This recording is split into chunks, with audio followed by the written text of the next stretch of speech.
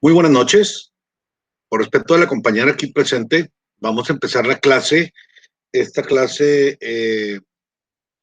pues vendría siendo la primera de este ciclo escolar, ya que la semana pasada no tuvimos por ahí quórum, no vino nadie a la clase. Gracias a Dios hoy vino una compañera, entonces vamos a empezar.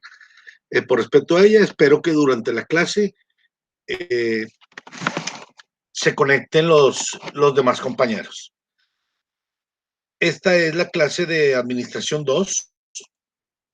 Es una clase muy bonita. Yo soy, de hecho, licenciado en Administración de Empresas. Tengo una maestría en alta dirección y tengo una maestría y tengo un doctorado en administración estratégica.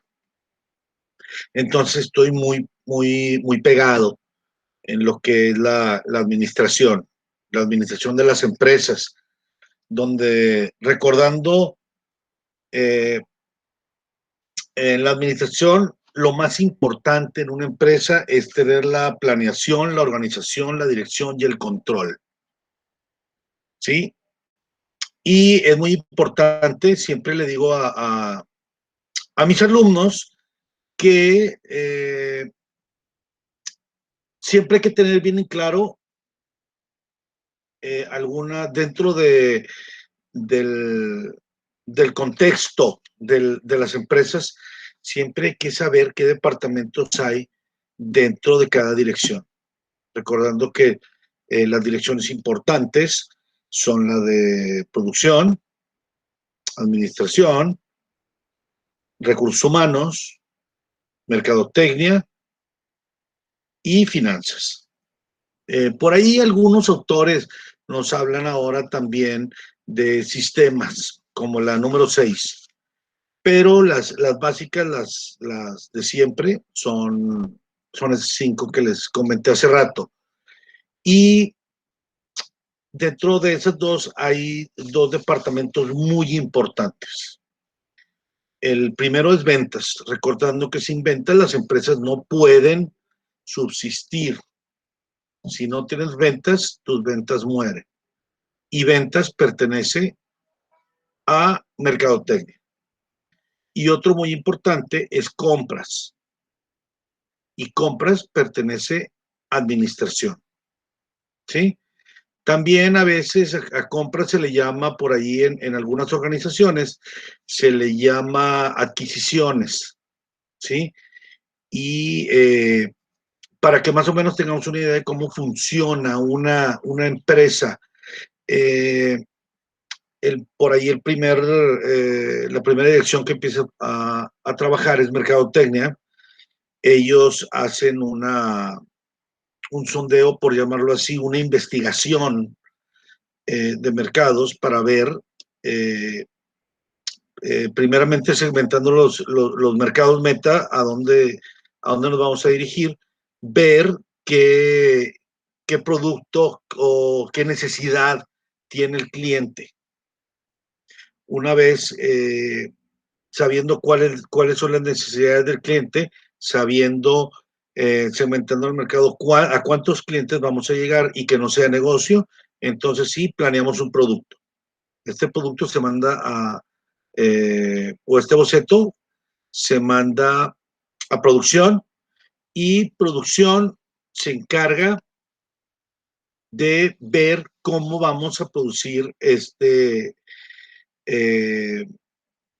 este producto. Para eso, como todos sabemos, necesitamos materias primas, necesitamos insumos, necesitamos gente. Entonces le dice a Recursos Humanos, ¿sabes qué? Necesito tanta gente, ¿sí? Para poder realizar el trabajo y poder sacar el producto. En finanzas necesito dinero para poder comprar maquinaria, para poder comprar materia prima. Entonces finanzas se encarga de proveer el dinero. Y producción le pide a administración que ellos se encarguen de comprar toda la materia prima, de comprar todos máquinas que se necesitan, etcétera, etcétera, al departamento de compras, y administración le hace llegar, entonces producción empieza a producir, ¿sí? Y al final, cuando está el producto terminado, ¿sí? Por supuesto, se llevan controles, que es lo que estamos viendo en la clase de contabilidad, donde se llevan las órdenes de compra y se llevan los estados financieros, etcétera, etcétera. Se lleva en sí toda la contabilidad del negocio y finalmente, ya que tienen el producto, le comunican a Mercadotecnia para que Mercadotecnia en su departamento de ventas venda los productos. Así es como funciona a grosso modo todas las empresas que conocemos. Vamos a ver algunas definiciones importantes, ¿sí? Viendo cómo se clasifican las empresas, ¿sí? Esto basándonos en una organización, no importando el tamaño, ya sea grande, mediana, pequeña, y vamos a realizar esta subdivisión, ¿sí? Si, ¿cómo podemos nosotros clasificar una empresa? La podemos clasificar según la cantidad de trabajadores.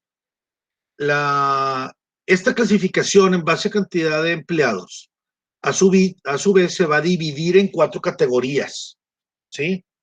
Micro, pequeña, mediana o gran empresa. Cada una debe tener un número específico de trabajadores. En el caso de la microempresa tiene de 1 a 4 empleados. Las pequeñas poseen una nómina de trabajadores entre 5 y 49 empleados. Cuando nos referimos a una mediana empresa, significa que incluyen desde los 50 hasta los 199 empleados. Y las grandes empresas tienen más de 200 empleados. Ahora bien, según su actividad comercial, las empresas en esta categoría se dividen debido a su actividad comercial. Tendremos las extractivas, las comerciales, las financieras, las industriales y las de servicios.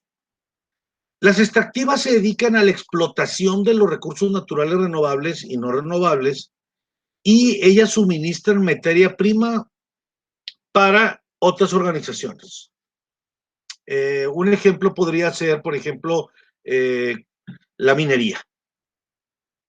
O, por llamarlo así, también, por ejemplo, las madereras. Ahora, las comerciales se abocan a la compra y venta de productos ya fabricados. Las financieras, su función es brindar servicios financieros. Estos pueden ser bancos o, por ejemplo, casas de empeño. Las comerciales podrían ser, perdón, se me pasó el ejemplo. Una comercial podría ser, por ejemplo, cualquier tienda, cualquier establecimiento, por ejemplo, no sé, un supermercado, donde se compran y venden productos que ya están fabricados, que ya están terminados. Ahora, las industriales transforman la materia prima o la energía y así elaboran productos que serán utilizados por otras industrias o consumidor final. Esto puede ser, por ejemplo, Ternium, que ellos se dedican al acero, o por ejemplo, ellos fabrican varilla, y esta varilla la van a vender para hacer construcciones. Los constructores van a comprar la varilla para transformarla, ¿sí? O, por ejemplo, los que funden las fundiciones de aluminio. Ellos venden el aluminio y los alumineros compran el aluminio para poder hacer una ventana. Le suman al aluminio, le suman por allí vidrio, empaques, algunas correderas y fabricar una ventana. Por último, las de servicios. Ellas ofrecen, como ya se mencionó, servicios o también productos. Ellas puntualmente nacen con el fin de cubrir necesidades puntuales. En ellas se pueden encontrar diversas áreas, las cuales tenemos en la educación, la salud, el transporte, el turismo. Estas venden servicios. Hay que separar lo que es un producto de un servicio. ¿Cuál es un producto? Cuando es algo tangible, es algo que podemos tocar. Por ejemplo, un celular es tangible. Nosotros podemos agarrar este producto y venderlo, ¿sí? Pero los servicios no. Por ejemplo, un dentista en el área de la salud. Tú vas y tú le pides que te haga una limpieza o que te empaste una muela. Eso es un servicio porque no es tangible. O, por ejemplo, los colegios particulares. ¿Sí? Tú no puedes tocar, no puede ser tangible la educación que le están dando al estudiante. Ahora, según la procedencia del capital, en el caso de la procedencia del capital, las empresas se podrían clasificar en tres: las empresas privadas, las empresas públicas y las mixtas. Hay que recordar que cuando hablamos de procedencia de capital, nos referimos a los orígenes de los fondos, ¿sí? Si son propios, si son del Estado o si son mixtos. Las privadas son los recursos que provienen de personas naturales o jurídicas. Se hace con la intención de obtener utilidades, ¿sí? De tener ventas. Las públicas son aportadas por el Estado para ofrecer servicios a las comunidades. Y por último, las mixtas, una parte del dinero viene del área pública y la otra del erario perdón, de la pública, del erario, del gobierno, y la otra viene del área privada. Veamos ahora las empresas, cómo se clasifican según su actividad y su tipo de administración. En su actividad tendremos el primario, que se encarga de explotar los recursos que provienen de la naturaleza para convertirlos en materia prima. El secundario, que toma esta materia prima y la transforma en un producto para ser utilizado por el consumidor final. Y el terciario, el cual produce servicios que mejoran la calidad de vida. Ahora, podemos clasificar las empresas según su nacionalidad. Se tienen 4 según su nacionalidad.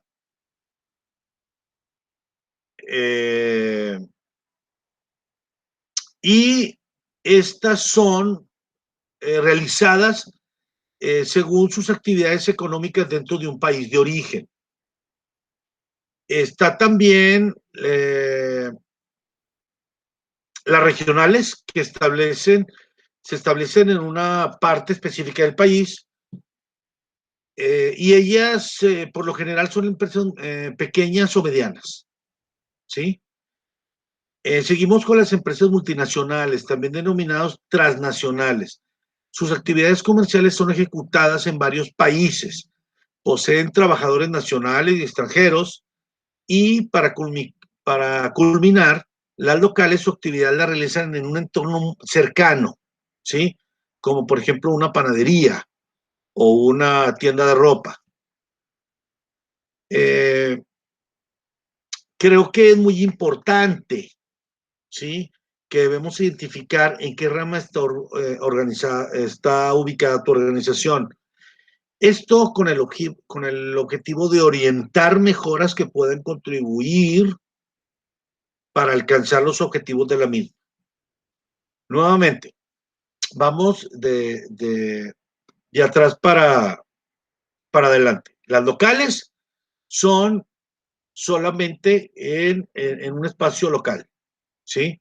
En un entorno cercano. Las regionales, nada más en una región o en un estado. Las nacionales son empresas que trabajan en todo un país. Y las multinacionales son las que trabajan en muchos países. Por ejemplo, podría ser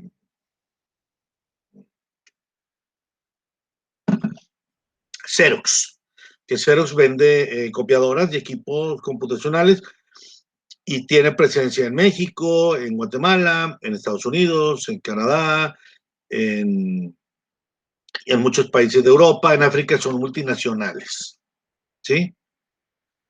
Ahora, vamos a integrar los conceptos de empresa y empresario. La empresa se trata de un conjunto de factores productivos, los humanos, los técnicos y los financieros. Estos organizados y coordinados por la dirección y están dedicados a la producción de bienes y servicios para posteriormente venderlos. Esto con el objetivo principal de obtener beneficios actuando bajo condiciones de riesgo. Hay que recordar que si tenemos un negocio o una empresa, siempre existe el riesgo de que los mercados cambien, que no te vendan, que no se venda el producto o de que pierdas a eso, me refiero con condiciones y factores de riesgo. Pero, como les comenté al principio de la clase, todos estos factores humanos, técnicos y financieros se unen, se coordinan, se organizan para la producción de bienes y servicios y poderlos vender. Recordando que las ventas es la principal función de una empresa. Ahora, el empresario, ¿sí? El empresario es la figura que adopta las decisiones generales dentro de una empresa. Es el que planifica los objetivos, el que diseña los medios para alcanzarlos, aunque luego puede delegar algunas decisiones operativas. El empresario posee una visión de conjunto de la empresa. Es decir, el empresario es aquel que adopta las decisiones generales de la empresa y planifica y da vida a la empresa. ¿Sí? Está dentro de la empresa. Bien. Vamos a hablar un poquito ahora de la Ley General de Sociedades Mercantiles. Dentro de esta ley tenemos un capítulo importante que es el capítulo 1, el cual nos habla de la constitución y funcionamiento de las sociedades en general.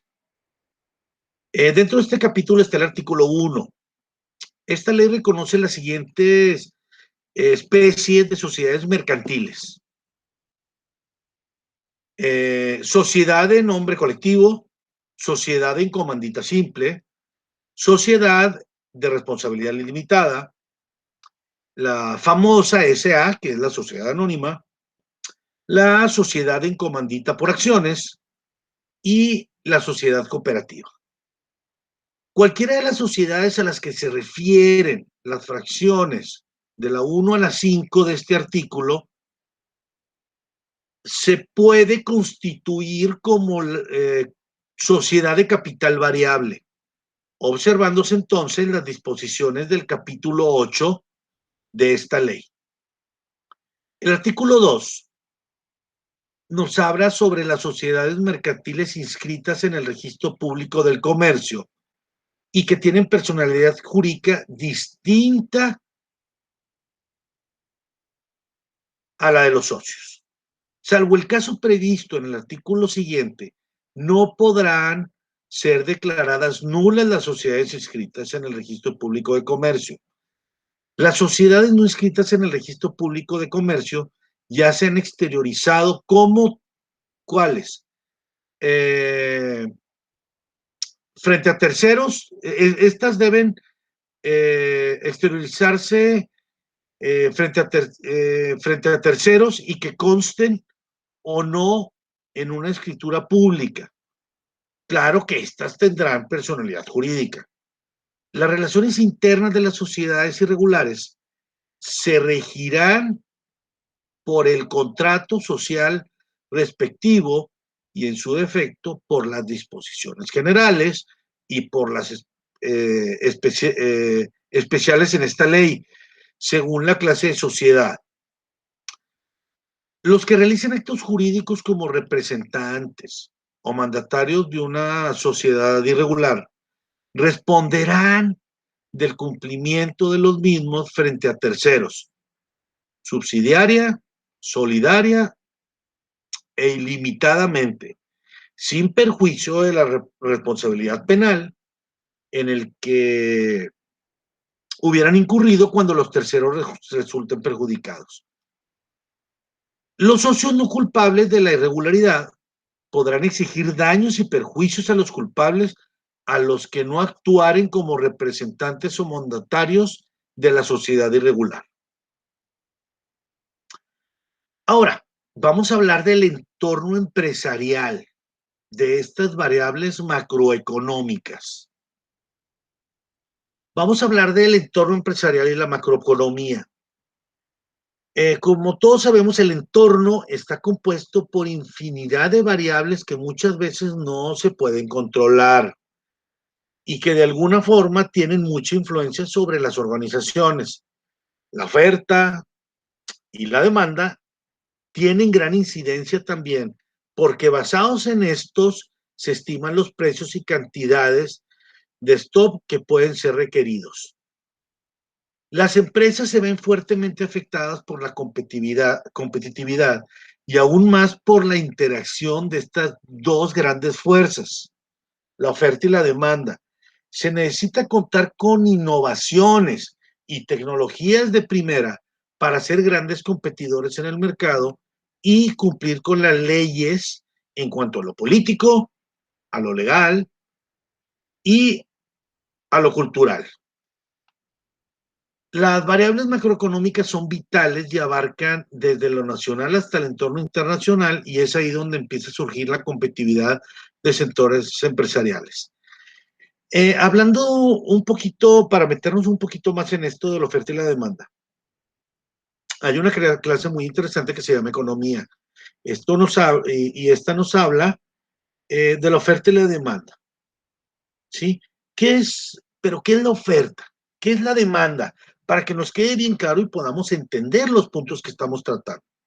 Primeramente, la oferta es aquello que se saca al mercado, aquel producto o aquel servicio que se está ofreciendo al consumidor. Y la demanda son aquellos clientes que tienen una necesidad por satisfacer y que necesitan obtener ese producto o ese servicio. Para esto tiene que haber un punto de equilibrio, ¿sí? ¿Qué pasa si se oferta mucho algo y hay poca demanda? ¿Sí? Vamos a poner un ejemplo de esto. Ustedes seguramente han ido a algún supermercado y han visto que de repente el aguacate está excesivamente caro, está a 100 pesos el kilo. ¿Por qué? Una de las variables puede ser que hay muy pocos aguacates en el mercado. Fíjense que, no sé si ustedes sabían, que el día que más se consume aguacate en todo el mundo es el día del famoso juego final o Super Bowl de fútbol americano en los Estados Unidos. De hecho, acaba de pasar el domingo pasado. Bueno, ese día es el día que más se consume aguacate en todo el mundo. ¿Por qué? Porque los gringos son amantes del aguacate y les encanta para sus botanas. ¿Qué es lo que pasa? Que todo el aguacate que se consume en Estados Unidos, o el mayor número de aguacates que se consumen en Estados Unidos, provienen de México, ¿sí? Del estado normalmente de Michoacán, de por ahí, de por el centro. ¿Qué es lo que pasa? Que todo el aguacate que va saliendo se va juntando para mandarlo a Estados Unidos, porque en Estados Unidos te lo van a pagar muy bien y te lo van a pagar en dólares. Entonces, esas empresas productivas agrícolas guardan el aguacate para mandarlo a Estados Unidos. Lógicamente, se escasea el aguacate aquí, en México, porque todo se va para Estados Unidos. ¿Qué es lo que pasa? Como hay muy poca oferta en el mercado y hay mucha demanda, porque todo el mundo está acostumbrado a comer aguacates, el precio sube, ¿sí? Ahora, ¿qué pasa cuando hay, por ejemplo, nosotros en la región tenemos naranjas y cuando en la zona citrícola hay demasiadas naranjas, que se dan muchas naranjas, que todos los huertos dieron naranjas y hay muchas naranjas, como hay muchas y los compradores son los mismos, el precio tiende a bajar. ¿Por qué? Porque si el precio está alto, los consumidores no los van a consumir, ¿sí? O no te lo van a consumir a ti empresa, se van a ir con una empresa que lo tenga más barata. Y como hay muchas, el precio tiende a estar bajando. Si un naranjero tiene el precio de la naranja en 50 pesos, supongando que vamos al mercado de abastos, y el vecino lo tiene en 40, el de 50 no los va a vender, se van con el de 40.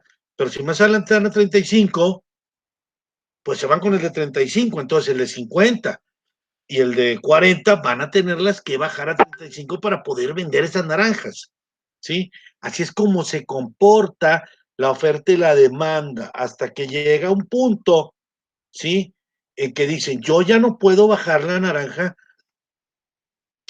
a menos de 35 porque no me es negocio, ¿sí? Entonces, de 50 baja a 35 y es donde se estaciona el precio, ¿sí? Pero esto es,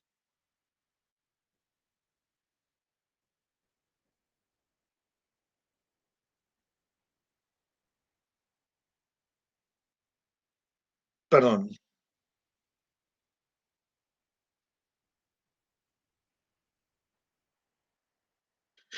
pero esto es según la oferta y la demanda, ¿sí? Ahora, ¿por qué la empresa se considera como microunidad y económica? Hacia 1993 se definió como microempresas a los establecimientos que empleaban hasta 15 trabajadores y que realizaban ventas anuales por un monto inferior a los 900,000 en aquel entonces nuevos pesos, que son los pesos actuales. Las unidades productivas que ocupan entre 16 y 100 trabajadores con ventas anuales inferiores a 9 millones de pesos eran consideradas como empresas pequeñas, según la SECOFI. La micro y la pequeña empresa es la unidad económica constituidas por una persona natural o jurídica bajo cualquier forma de organización o gestión empresarial contemplada en la legislación vigente que tiene como objetivo desarrollar actividades de extracción, transformación, producción, comercialización de bienes o la prestación de servicios. Bien, ahora eh,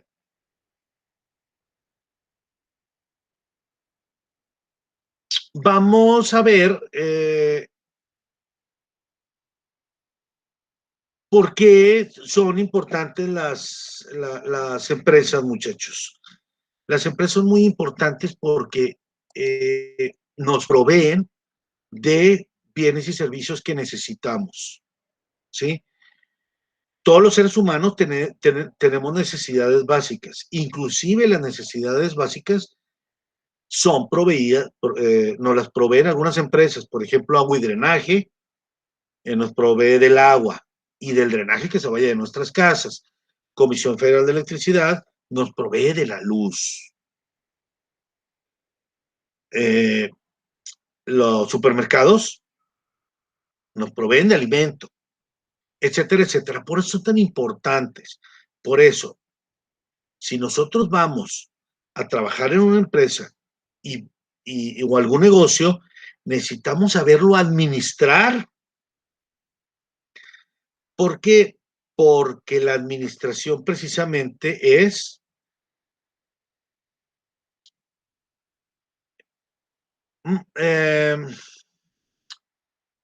hacer con nuestros recursos, ¿sí? O hacer que nuestros recursos trabajen a su máxima eficiencia al menor costo.